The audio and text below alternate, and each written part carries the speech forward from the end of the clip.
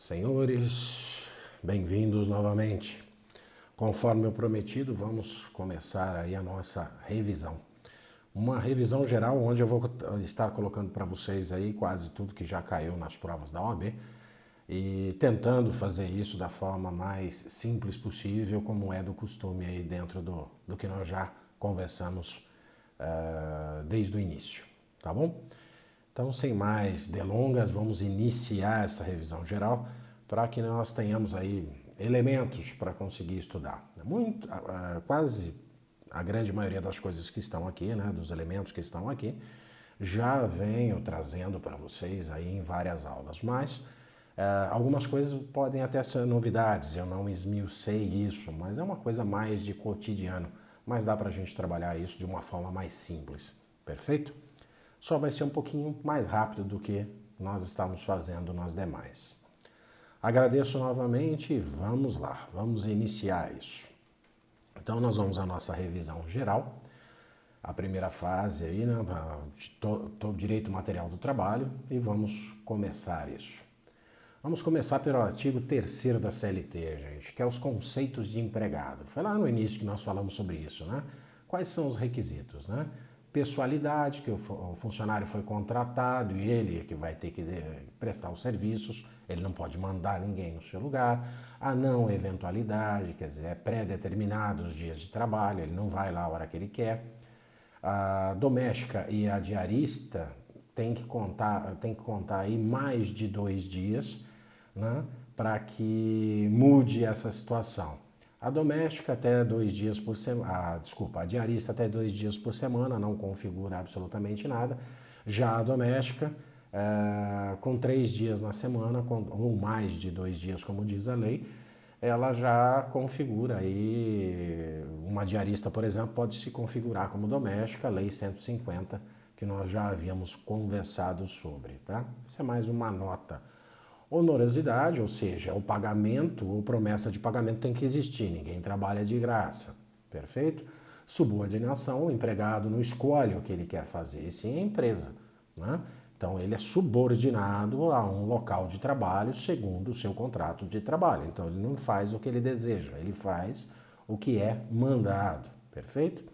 Nota, a exclusividade não é um requisito, tá, gente?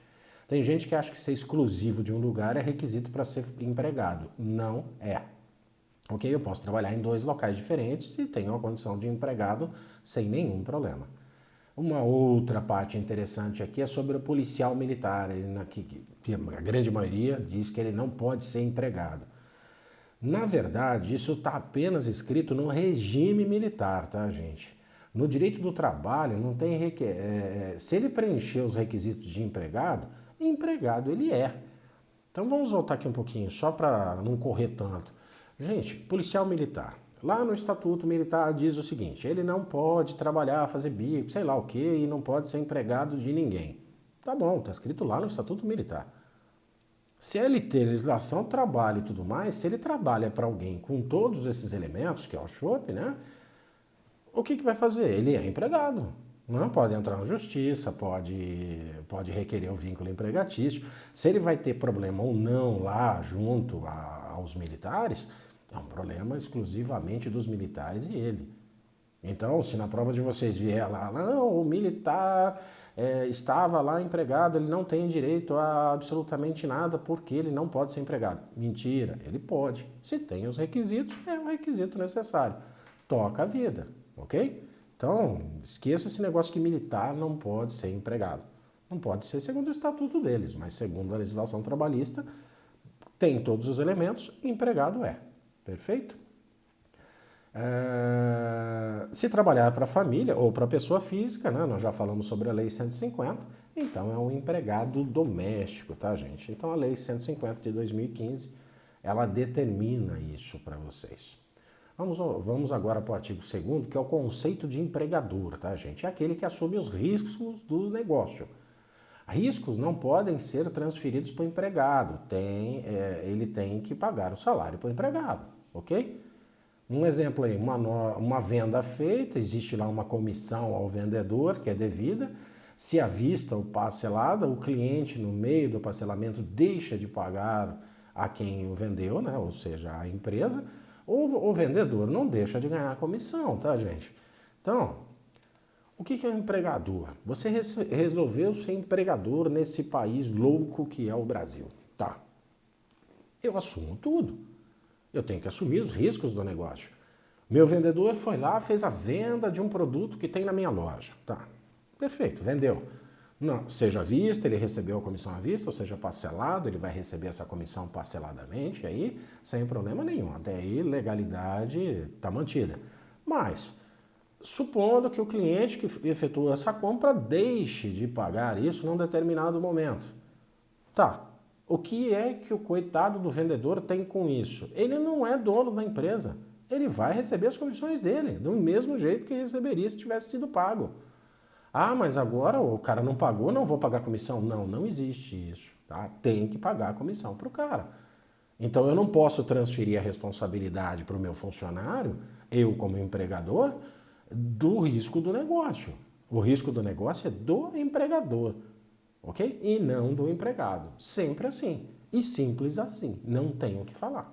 Tá? Então, mas lá na prova da OAB colocaram que ele deixou de pagar a comissão. Tá errado. Tá? Tem que pagar. Aí vamos falar um pouquinho sobre grupo econômico, tá, gente? Uma empresa se divide em vários setores por estratégia. Então tem vários CNPJs lá e empresas são do mesmo grupo, ou seja, possuem responsabilidade solidária, ou seja, todas elas devedoras principais em face aí de uma propositura de uma ação. Tá? O que é o grupo econômico, gente? As pessoas às vezes ficam aí, isso caiu várias vezes nas provas, grupo econômico. Então vamos dar um exemplo prático aqui. Eu tenho uma empresa que, sei lá, faz compressores de ar, por exemplo. Então minha empresa é uma empresa que faz compressores de ar e vende esses compressores. É indústria mesmo, faz o compressor. Aí eu tenho uma outra empresa em São Paulo que vende os meus compressores, né, para o mercado lá de São Paulo. Depois eu tenho uma outra empresa que não só vende, como instala. E eu também tenho uma outra empresa, sei lá, em Minas, que dá manutenção para todos os meus compressores. E também vende e instala. Ou seja, são CNPJs distintos, mas estão relacionadas ao meu produto e elas fazem parte de um grupo econômico, tá?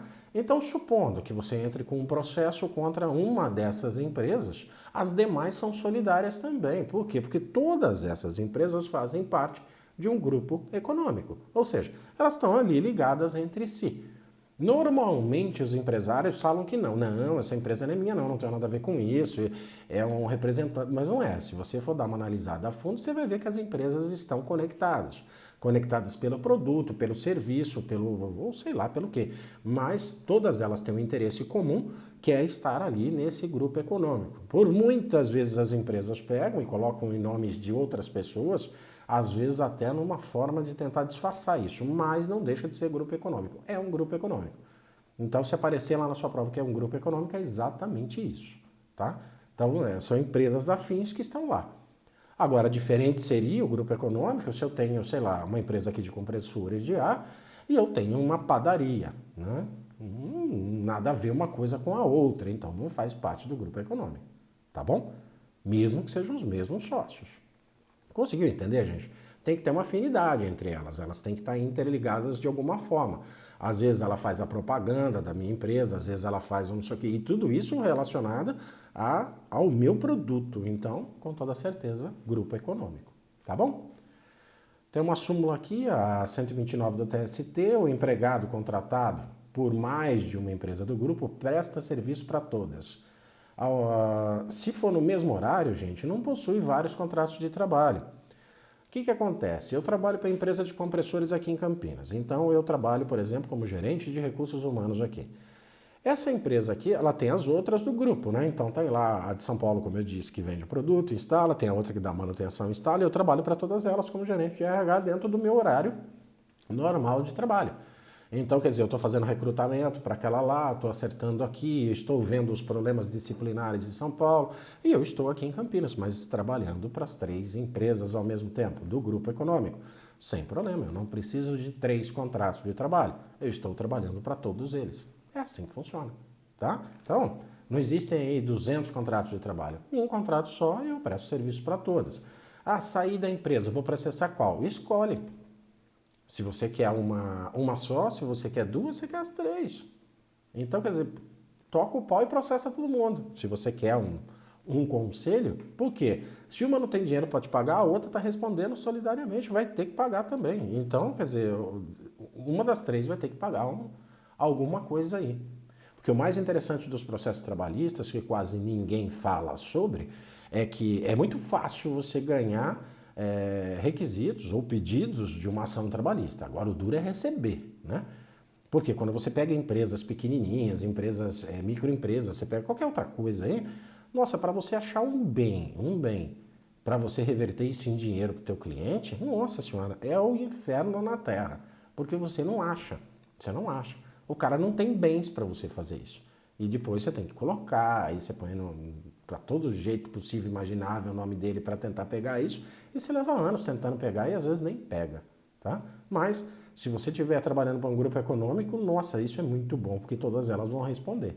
Então você escolhe uma e toca o pau. Normalmente você põe a que você está com um contrato de trabalho ali, né? Você faz o processo em face dela e das demais juntas, tá? Manda ver, pega todo mundo de uma vez.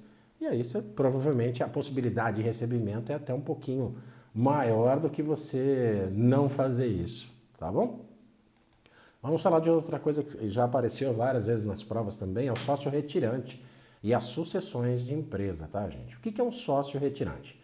O sócio saiu da empresa, depois da sua saída, ainda ele tem responsabilidade subsidiária por 2 anos da sua saída. Ou seja, o sócio saiu da empresa, seja lá por qual motivo, ele saiu, mas mesmo assim ele continua ainda com responsabilidade sobre os rolos que aconteceram na empresa, né? Ele não vai ser o devedor principal, tá? É uma sequência de responsabilidade. Primeiro, quem responde? Você vai cobrar a PJ que está lá, o sócio atual. E depois, num terceiro momento, se você não recebeu nem do primeiro nem do segundo, você vai em cima desse cara que saiu, o sócio retirante. Por quê? Porque você vai tentar receber e ele tem responsabilidade para te pagar. Por isso que se chama subsidiária a responsabilidade. Tá? Então, quer dizer, vai subsidiar a partir do momento que não houve recebimento nem de um, nem de outro, nem de outro, vamos chegar no sócio retirante e vamos lá, fulano, você tem que pagar aqui a conta sua. Ah, mas eu saí da empresa, não importa, por 2 anos você é responsável ainda, tem que pagar, perfeito? Então guardem isso, 2 anos, sócio retirante, responsabilidade subsidiária, 2 anos, tá? Quando a saída do sócio é por fraude, a responsabilidade passa a ser solidária, tá, gente? Aqui muda. Supondo que o sócio saiu de uma forma, tipo, ele era um testa de ferro de um outro, que isso acontece toda hora, tá? Então, quer dizer, o sócio oculto tá lá, colocou um teste de ferro, saiu da empresa, aí você tá querendo processar, mas o cara saiu para não ter que pagar as contas, ele tirou o nomezinho dele de lá, detectada a fraude, acabou. Aí já não é mais essa responsabilidade subsidiária, aí passa a ser solidária. Aí você já mete no processo todo mundo de uma vez só e já vai em cima dele, entendeu? Ele não tem essa limitação aí de 2 anos e tudo mais, já vai buscar o cara de imediato. Busca o que não tem essa sequência que nós falamos. Já vai atrás do cara, já, ó, saiu, é fraude, é solidária, acabou. Ele é responsável pelo que está acontecendo lá no momento, tá bom? Então a lei nunca vai privilegiar, isso que eu digo para você, é a lei para seres normais como nós, tá? A lei nunca vai privilegiar a pessoa que age de má fé, que vai fraudar alguma coisa ou alguém, ou a um grupo de pessoas. Então a lei nunca vai tentar, nunca vai permitir que isso seja uma forma das pessoas tentarem se dar bem, o enriquecimento, né? Até mesmo ilícito por muitas das vezes. Então, fraude normalmente dispõe de má fé, da má fé já responde solidariamente e vamos para cima.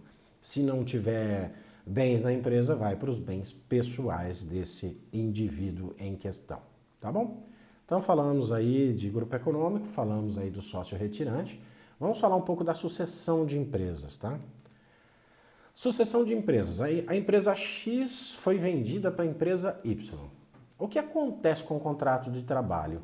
Nada, gente. Nada, nada, nada, nada. Por que que não acontece nada, professor? Pense bem, eu trabalho para a empresa lá de compressores. Sou eu aqui, professor Firmino, então eu trabalho lá como advogado, por exemplo, ou sei lá o quê, né, na empresa. Perfeito. A empresa de compressores tinha lá um nome, vamos chamar de empresa X de compressores. Aí veio um outro grupo de pessoas e comprou a empresa de compressores. Mudaram-se lá os sócios, não tem mais, aquele dono que você conhecia, você nem vê mais, sumiu. Ou seja, uma outra empresa comprou. Eu sou funcionário, tenho um contrato de trabalho lá bonitinho, estipulado junto à CLT, contrato normal, não tenho? Tenho, perfeito. O que mudou no meu contrato? Nada, nada, não muda absolutamente nada. Por quê? Eu não tenho nada a ver com aquilo, eu como funcionário da empresa não tenho nada a ver com aquela diretoria. Pode mudar 200 vezes, as pessoas que estão lá em cima, não vai mudar nada no meu contrato de trabalho. Então, quer dizer, mudou lá a diretoria, mudou os donos, mudou não sei quem, mudou o grupo de sócios, né? Não importa. Não vai mudar nada para vocês, funcionários, ok? Então, lá na prova, eles podem perguntar para vocês, olha, mudou, os sócios mudaram num determinado momento e aí afetou todos os contratos de trabalho. Sim, não afeta nada, nada, muda nada para o cara. Perfeito? Então, o processo do trabalho, né, você vai continuar trabalhando normalmente, sem problema algum, seu contrato está lá, seu horário você tem que fazer, suas atividades têm que ser desenvolvidas, ponto. Ah, mas o fulano mudou. Não importa. Toca a vida. Não vai mudar absolutamente nada, tá? E normalmente as pessoas acham que muda alguma coisa quando uma empresa sucede a outra. Não muda. Poderia ser uma outra empresa também comprando essa, né? Uma sucessão gigante mesmo, né? Eu posso abocanhar essa empresa, uma joint venture, uma junção de empresas, né? De um outro grupo americano, por exemplo, multinacionais, não importa. Não vai mudar nada para você, funcionário. Vai ser a mesma coisa. Seu contrato é o mesmo, tudo o mesmo. Perfeito? Qualquer situação que a FGV colocar lá para vocês, para que vocês fiquem aí tentando achar que o mundo mudou, não mudou. Não muda nada para o funcionário, absolutamente nada, tá bom? Tem uma notazinha que eu coloquei aqui para vocês como uma observação. Na terceirização, a responsabilidade é subsidiária, tá, gente? Salvo o empregado temporário, que no caso de uma declaração de falência, que a responsabilidade passa a ser solidária, tá? A terceirização, ela hoje é permitida dentro da empresa como um todo, né? Mas ela é subsidiária. Se, por exemplo, esse terceiro que está lá, tem lá umas pessoas trabalhando, essas pessoas, de alguma forma, foram lesadas por essa empresa terceira, a responsabilidade é subsidiária de quem a contratou. Vou dar um exemplo para vocês. Trabalhei numa empresa onde nós tínhamos uma empresa de segurança que fazia lá aquela segurança patrimonial, né? Então fazia portaria, fazia segurança de perímetro, né? Aquela coisa toda. Uma grande empresa aqui de Campinas, que era uma empresa de segurança. Num determinado momento, essa empresa de segurança sumiu, quer dizer, faliu. Os donos sumiram da cidade, isso é real, caso real, tá? Sumiram. Depois, boatos que estavam nos Estados Unidos, né, com o dinheiro de todo mundo, a empresa de segurança acabou. E nós tínhamos lá várias pessoas prestando serviços para nós na empresa, né, com toda essa segurança, turnos de pessoas se fazendo ali todos os dias. O que aconteceu? Essas pessoas acabaram propondo ações contra nós, da empresa que contratou o terceirizado. Por quê? Porque nós temos uma responsabilidade subsidiária. Aí você chega lá para o juiz, né, para o magistrado, chega assim, olha, desculpa, excelência, poxa, eu não posso pagar isso, eles não eram meus funcionários, eram terceirizados. O juiz vai olhar para você e falar, não interessa, filho, sua responsabilidade é subsidiária. Ponto. Ah, vai ter que pagar a rescisão? Vai. Vai ter que pagar os direitos dele? Vai. Era funcionário seu? Não. Estava terceirizado lá? Estava. Para você ter uma ideia, nós tivemos processos até de pessoas que trabalharam um dia na empresa num determinado momento da vida deles. Eles trabalharam um dia, porque existem muitos revezamentos em empresas de segurança, né? E nós somos processados por um dia. E aí você vai lá para o juiz e o juiz fala, não, você tem que pagar. Entendeu? E aí, sei lá, se os donos estavam realmente nos Estados Unidos ou se estão ainda, né? devem estar lá desfrutando. E quem é que pagou toda essa conta? Nós e todos os outros clientes dessa empresa. Por quê? Você acha que o segurança só fazia serviço para nós? Não. Ele fazia para edifícios, ele fazia para condomínios, ele fazia para outras coisas. Processou todo mundo. Então, cada vez que você recebia lá uma notificação da Justiça do Trabalho, tinha a nossa empresa e mais umas 50 ali descritas, né, onde o cara passou que estava todo mundo sendo responsabilizado. Por quê? Porque é a responsabilidade subsidiária, não tem jeito. Então, faliu lá o pessoal, passou, tivemos que pagar. Tá? Então entendam isso. Terceirização é muito interessante quando as pessoas acham, vou ganhar dinheiro, né? Principalmente o empresário, ele acha que vai ganhar dinheiro sempre. Porque eu estou terceirizando, eu pago mais barato, não vou pagar encargos. Mas se você está pagando a terceirização, você está pagando os encargos dele, você está pagando tudo. E não adianta aqueles contratinhos loucos que a terceirizada dá para você, dizendo assim, eu assumo toda a responsabilidade sobre qualquer processo, sobre qualquer problema trabalhista que dá. Tá, aí você faliu, o que aconteceu? Sumiu. Quem é que vai ter que pagar? Nós. Tem jeito de escapar, professor? Não. Infelizmente não. A não ser que você minta lá, fala que o cara nunca veio, né? Mas o cara, não, sabe, não tem. E mesmo, sabe, são idiotices. Você contratou um terceirizado, você é responsável por ele, meu filho. Aconteceu o rolo, vai sobrar. Então, parte disso daí, tá bom? Então, eu acho que o básico aí dessa entrada aí é isso, tá bom, gente? Vamos partir agora para o contrato de trabalho, o 443 da CLT. Em regra, o prazo de um contrato de trabalho é sempre indeterminado, tá, gente? A data de início mais mais sem data de fim, ou seja, você contratou a pessoa e ela vai continuar lá por um prazo indeterminado. Exceção se for por prazo determinado, tá, gente? Prazo determinado é o que tem começo e fim. Atividade, né, em determinado tempo, a empresa também pode ser transitória. Então, o que é uma atividade de determinado tempo? Talvez a atividade da pessoa, da empresa, ela seja sazonal, ou seja, num determinado tempo que a empresa vai trabalhar. Talvez, sei lá, vou te dar uma ideia aqui idiota, né?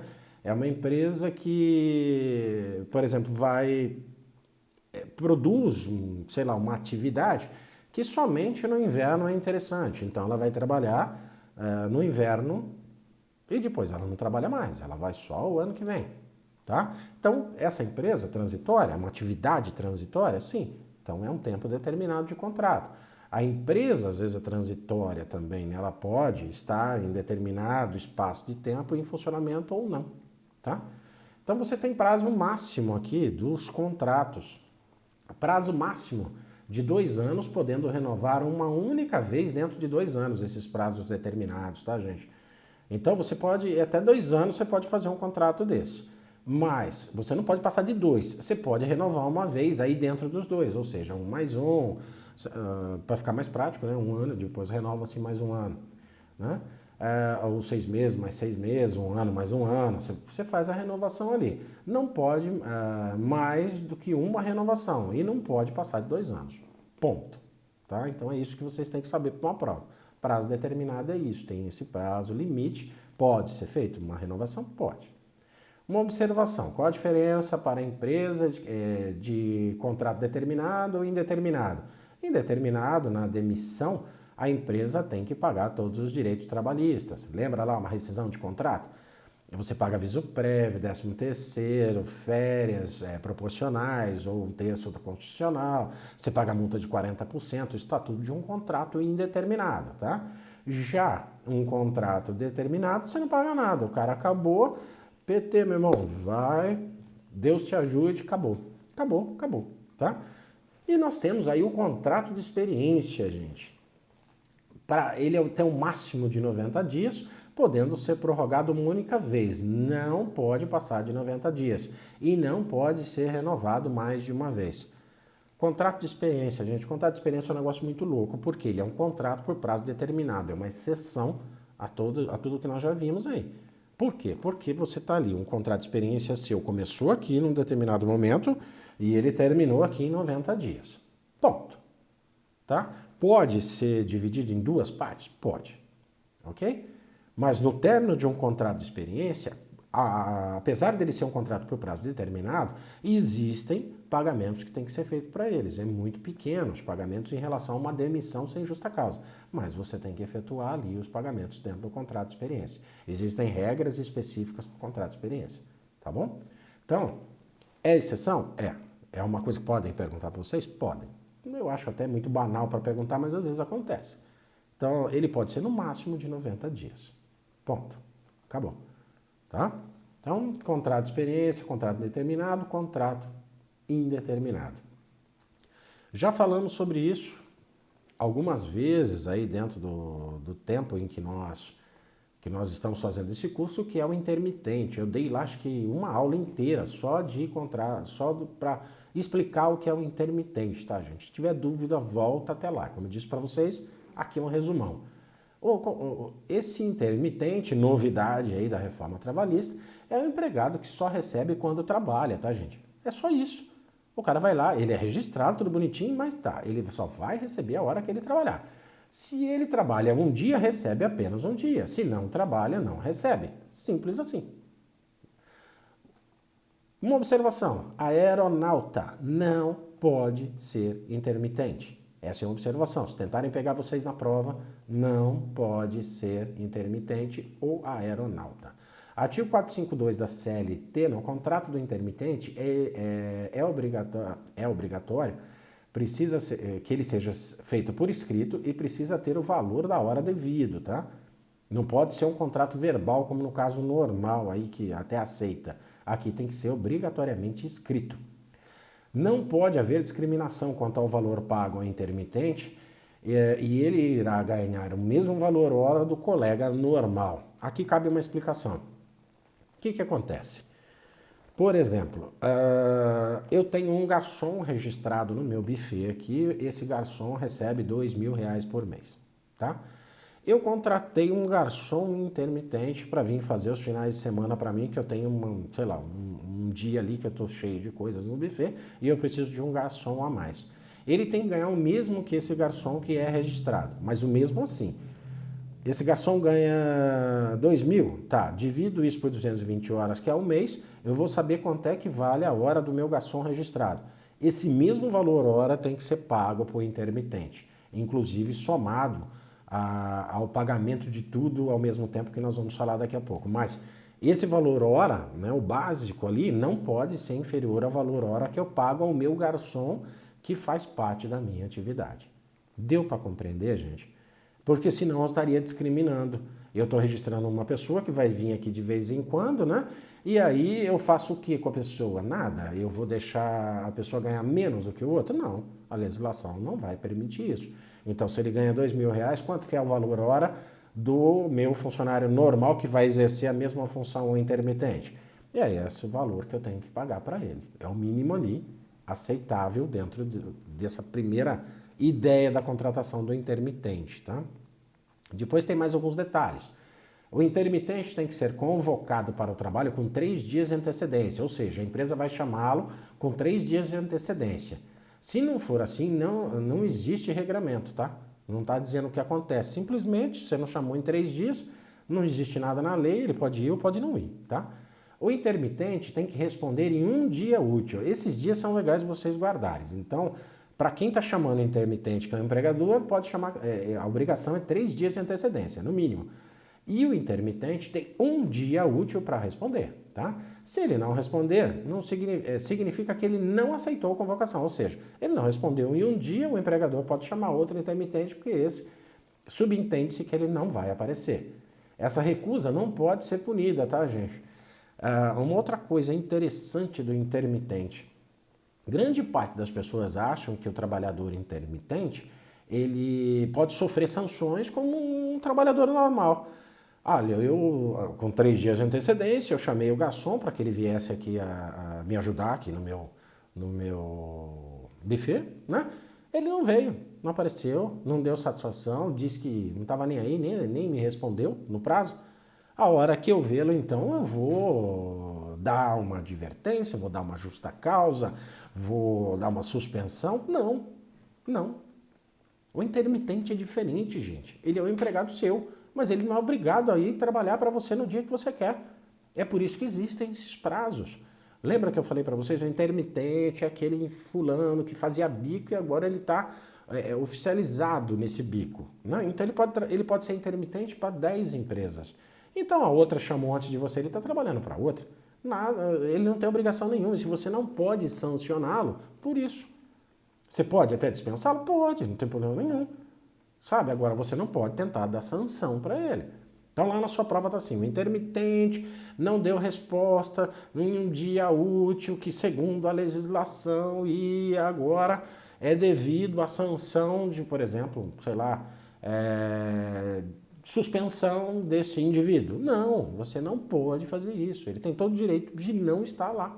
É só ele não responder. A recusa dele, acontece isso. Depois nós temos aí a multa dos 50 por 50 que a gente chama. Multa de 50% quando uma das partes ou a outra não cumpre a obrigação. Ou seja, o intermitente não apareceu e a empresa o dispensou depois de chamá-lo, né? Então, o intermitente que aceita o serviço e não aparece, ele terá que pagar 50% dos ganhos que ele teria direito. E se a empresa o chamou o intermitente e desistiu, também deverá pagar a multa de 50% dos ganhos a que teria direito o intermitente. Então não dá para você ficar aí brincando com as coisas. Então, para que não vire bagunça, o que acontece? Eu chamei intermitente, em um dia útil ele me respondeu, disse que estaria lá no sábado, o garçom estaria lá no sábado. Tá. Chegou no sábado, ele não veio. Então, o intermitente tem que pagar a mim, buffet, que foi eu que eu chamei, 50% do tanto que ele teria direito para receber no sábado.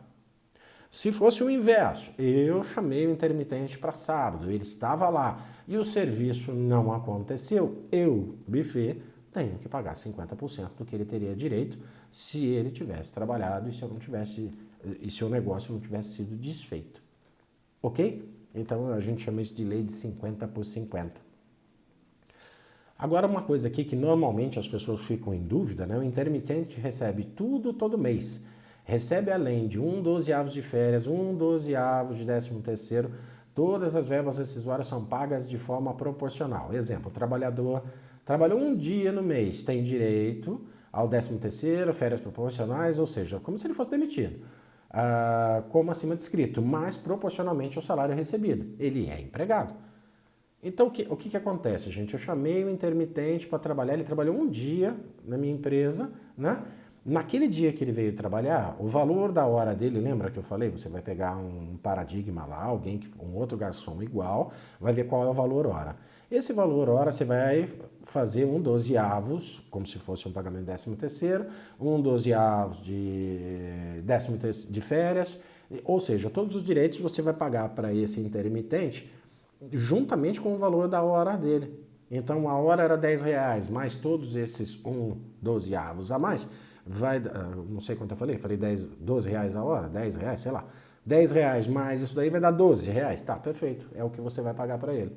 Ou seja, você nunca está devendo a esse intermitente uma indenização futura. Já está pago, ok? Então, quer dizer, ele veio trabalhar para você, já recebe tudo de uma vez.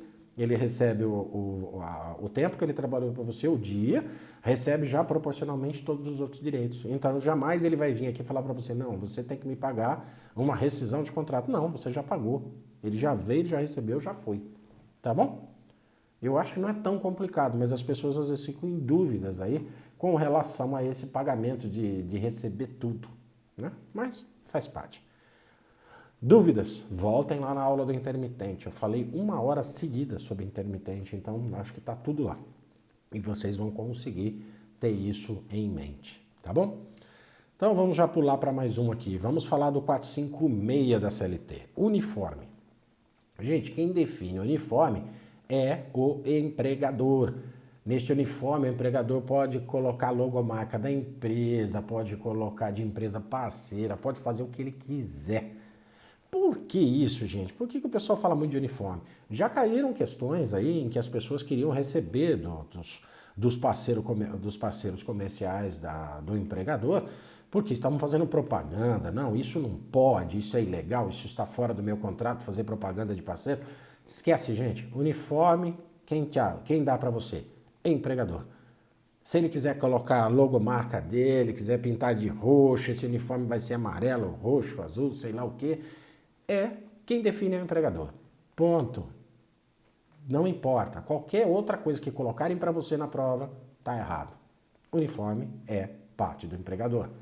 Quando você fala de uniformes, você fala de lavar esse uniforme.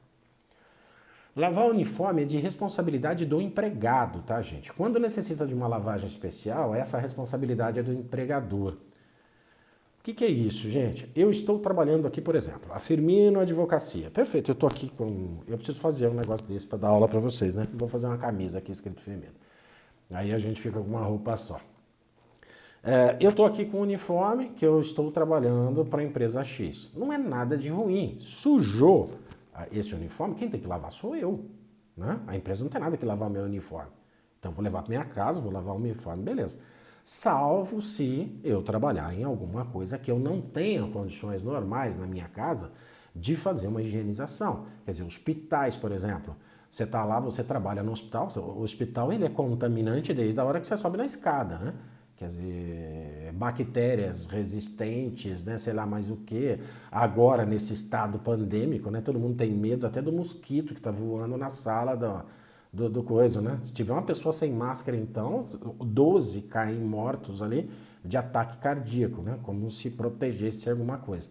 Mas, perfeito, tá? Mas esse uniforme que é necessário, uma higienização com produtos químicos diferentes, lavagens em temperaturas diferentes, e sei lá o que, aí é de responsabilidade do empregador. Só nesse caso, ok? Os outros casos você mesmo tem que lavar o seu uniforme. O uniforme já foi criado para que existisse uma organização na empresa, você não vira uma bagunça, então fica legal. Você economiza roupa, você tem um monte de outras facilidades aí na identificação da empresa, de funcionários, quem é quem. Então é muito bom o uniforme, mas a responsabilidade de lavá-lo é sua, salvo se for necessário aí que tenha um cuidado especial nessa lavagem. Aí é do empregador, tá bom?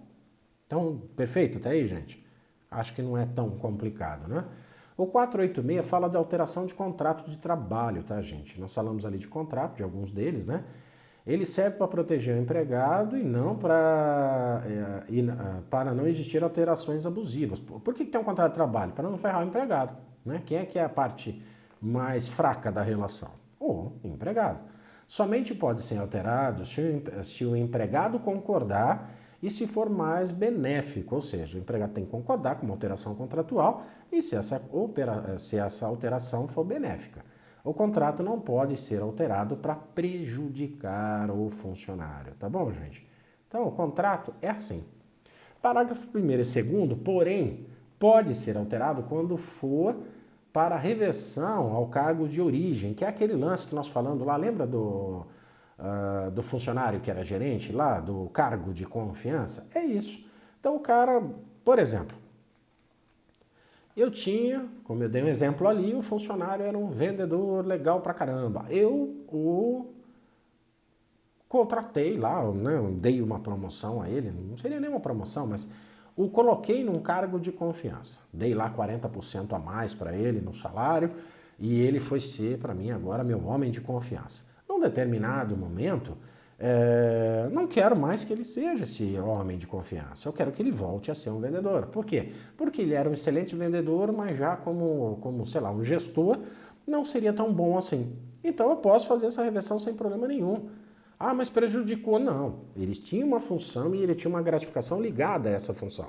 Essa função agora é outra. Ele volta a ser vendedor, que é o que ele era, perde-se essa gratificação sem problema nenhum. Não existe nada de ilegal nisso. Se na prova de vocês colocarem, não, cara, normalmente eles usam a palavra gerente, tá? Gerente, diretor, alguma coisa para chegar no cargo de confiança. Mas é o cargo de confiança. Então ele recebeu lá 40% a mais, já está pré-determinado que ele é o cara. Mas pode ser revertido a função anterior? Pode, sem problema nenhum. Tá bom? Mais uma observaçãozinha aqui. Então, perde o cargo, perde-se a gratificação, que é o que eu falei para vocês, né? Ganhava 3 mil como vendedor, passou a ganhar 4 como gerente, volta a ser vendedor, a ganhar 3, a gratificação do cargo de confiança só é válida enquanto esse cargo estiver ativo, tá, gente? Então, uma alteração extremamente lícita. Então, mas lá disse que não é, professor. É lícito, não tem problema nenhum. Você só vai tirar dele os 40% a mais que você estava pagando. Ponto. É a gratificação que ele tinha direito. Voltou a ser vendedor, você não está prejudicando a pessoa em nada. Ah, professor, mas aí ele já, pode ser que lá na questão eles coloquem assim, nossa, ele já formou a vida dele, já dependendo dessa remuneração e tudo mais. Não importa, se fez isso é bobo, né? É otário. Por quê? Porque se ele entender um pouquinho o que é um cargo de confiança, ele sabe que a qualquer momento pode ser revertido, né? Tem gente que fica eternamente num cargo de confiança, mas pode ser revertido a qualquer momento. É lícito? É. Pode ser revertido? Pode. É ilegal? Não. Ok? Então, para a prova de vocês, interessante pensarem nisso. Vamos falar um pouquinho dessa alteração de contrato também no que tange a transferência do empregado. Artigo 469 CLT. A transferência somente irá ocorrer se o empregado concordar, tá, gente? No mundo de Nárnia, né? Que você acha mesmo que o patrão vai transferir o cara, se ele não concordar, o que faz? Pé na bunda, né? Não tá nem aí. Porém, parágrafo 1º, se o empregado for o cargo de confiança que nós falamos lá, ou se houver autorização para transferência no contrato de trabalho e a empresa mostrar a real necessidade da transferência, ele pode ser transferido normalmente. Então, cargo de confiança eu posso transferir, se tiver autorização lá de transferência no contrato de trabalho, também posso transferir e é nós, transferimos, né? Também pode ser lícito, né, se fechar o estabelecimento. Eu transfiro todo mundo para outros estabelecimentos. Pode acontecer. Né? Eu já trabalhei em empresas que aqui em Campinas estava funcionando, depois, num determinado momento, não queremos mais funcionar em Campinas, fomos todos transferidos para São Paulo. Né? Existem 2 tipos de transferência, tá, gente? A provisória e a definitiva. Na definitiva, ele tem direito a uma ajuda de custo, que é o pagamento da mudança. Então, eu transferi meu funcionário lá para outra cidade, eu tenho que pagar a mudança dele, já que é definitiva a transferência, não é um negócio provisório. Já a provisória terá o direito a um adicional de 25% enquanto durar a transferência. A provisória dura até que se transforme em definitivo, tá, gente? É básico, eu tenho que pagar 25% para o cara para que ele fique lá nessa transferência que ele fica, vai e volta, ou ele fica lá um tempo, né? Quer dizer, ele tem que ter uma vantagem para isso acontecer. Como isso é provisório, ele vai voltar para cá, ele não vai mudar para lá, não vai acontecer nada. Então eu tenho que pagar 25% para ele, tá bom? Transferido para fora do país, isso é interessante, tá, gente? Quando você transfere para fora do país, você fala assim, nossa, então eu posso parar de pagar as coisas aqui, né? Fundo de garantia não, você vai continuar pagando normalmente. Perfeito? Certinho, gente? Deu para entender a transferência aí? Eu sei que está sendo um pouquinho mais rápido do que o normal, mas tudo isso eu já falei para vocês, tá? Mas é interessante como resumo. Então, eu transferi a pessoa definitivamente. Eu, pelo menos, tenho que pagar a mudança para ele, né? Tem uma certa lógica nisso, né? Eu não posso deixar o cara lá e do jeito que Deus quer. Então, eu pago a mudança, se for definitiva. Se for provisória essa transferência, quer dizer, eu não sei se o cara vai voltar, quanto tempo ele vai ficar lá, não existe, não está escrito isso na lei. Mas aí diz o quê? É provisória enquanto não é definitivo. Então, tá lá. Ele vai continuar, ele vai ter que receber 25% de gratificação lá para manter, para ele ficar lá para você trabalhando fora da sua região normal de trabalho. Deixo de pagar os 25 quando ele volta? Sim, ponto. Se ele não voltar, passa a ser definitiva? Passa. Então você paga a mudança dele, deixa de pagar os 25 e ele mudou para lá. Acabou. A empresa extinguiu, deixou de funcionar, não funciona mais. Tá, ela tem outro local, outra, sei lá, uma matriz? Tem. Então vai todo mundo para a matriz? Vai. Quem quiser ir, vai. Quem não quiser, não vai. Aí o que acontece? Bora, vai fazer o quê? Não vai, não vai. Né? Aí faça a rescisão de contrato e acabou o problema. Ok? Então vamos lá, vamos falar um pouquinho de interrupção e suspensão do contrato. Quando não está trabalhando, o contrato está interrompido ou suspenso. Ou seja, o contrato foi interrompido ou está suspenso. Interrupção. não trabalha, mas recebe, ok? São exemplos de interrupção. Férias, feriado, o descanso semanal remunerado, atestado médico até os 15 primeiros dias, lockout, que é uma coisa proibida aqui no Brasil, mas é quando a empresa faz greve, tá? Só para vocês relembrarem. E hipóteses lá do 473 da CLT, que são lá as hipóteses de faltas justificadas. Eu pediria a vocês que dessem uma lida no 473. Tá lá todos os dias que o cara tem direito a faltar sem que seja comprometido o seu salário, né? Que são justificados. Então é um dia para doação de sangue e aquelas coisas todas. Mas dá uma lidinha lá no 473, que são as faltas justificáveis. Já no caso de suspensão, não trabalha e não recebe. Não conta tempo de serviço, tá, gente? Detalhe, a interrupção conta tempo de serviço, tá bom, gente? Já aqui não conta tempo de serviço quando é suspenso. Então, uma suspensão disciplinar, por exemplo, uma greve, aposentadoria por invalidez. Lembra que eu falei agora no começo da revisão? Aposentadoria por invalidez, a empresa, o seu contrato está suspenso com a empresa. Se você voltar a ter condições de trabalho, você volta a trabalhar. Tá? Então, a aposentadoria por invalidez não é uma coisa que vai durar o resto da vida. Pode acontecer de durar e pode não. Então, você pode voltar. Interessante que no caso, isso é um detalhe, né? Só que para vocês saberem que vai que perguntem, né? No caso de uma aposentadoria por invalidez, a empresa é obrigada a manter o plano de saúde do cara, tá? Aconteceu lá um acidente, ele ficou inválido por algum motivo, aí passou pelo processo lá do auxílio-doença, depois ele passou acidentário, depois ele ficou lá na aposentadoria por invalidez. Você vai continuar pagando para ele o plano de saúde. Auxílio-doença comum e acidentário, a estabilidade dele é de 12 meses depois que o cara retorna, tá, gente?